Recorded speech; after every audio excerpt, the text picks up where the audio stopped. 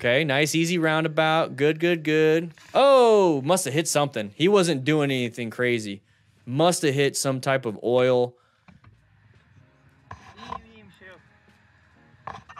Hopefully he's okay. Had to have hit something. Sometimes that happens, guys. Sometimes that happens. Sometimes you just hit something. So we're riding. Let me see his hands. I want to see his right hand. Let me see his right hand. Let me see. I don't think, no, he didn't hit anything. He didn't slam the brakes. So let's see if we can find. I don't see anything yet. I don't see anything. Nothing in the road. It looks like a bump right there, but he went over it fine. I don't see any dark, any discoloration. He just lost traction. The only thing I can think of, if there's no roadway hazard, if he didn't apply the brakes to cause himself to lose traction, he maintained smooth throttle, so the throttle didn't turn traction off basically for him.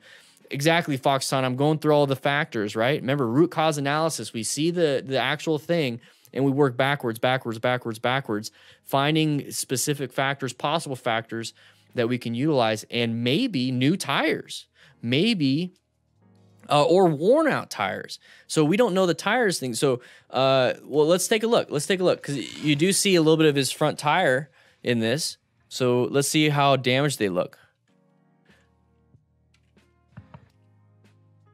They don't look too bad. Oh.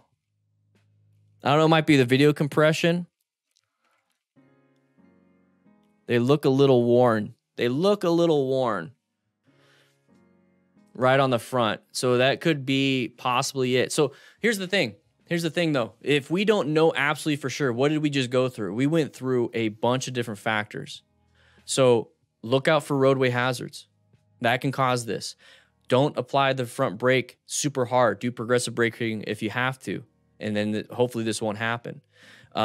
Make sure you have good tires. So if they're worn tires, make sure you are replacing those tires when you're supposed to. If they're brand new tires, like you guys are mentioning, if they're brand new tires, it means it's not malleable yet. It hasn't warmed up enough. It hasn't had that roughness applied to it. And it typically happens within the first 100 miles. So don't go crazy when you get brand new tires for the first 100 miles. Let them warm up a little bit. It needs that mechanical traction.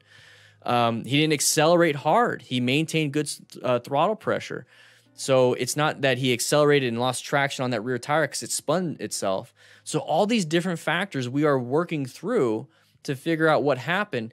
So if we don't know 100% sure of why this guy lost traction or this person lost traction, we at least understand all those different variables, all those different factors, and it's our job as responsible motorcycle riders to make sure each one of those factors are minimized or won't happen. Get new tires. Don't go crazy when you first get new tires. Maintain your tires. Maybe they had low PSI. We don't know. That could be another thing.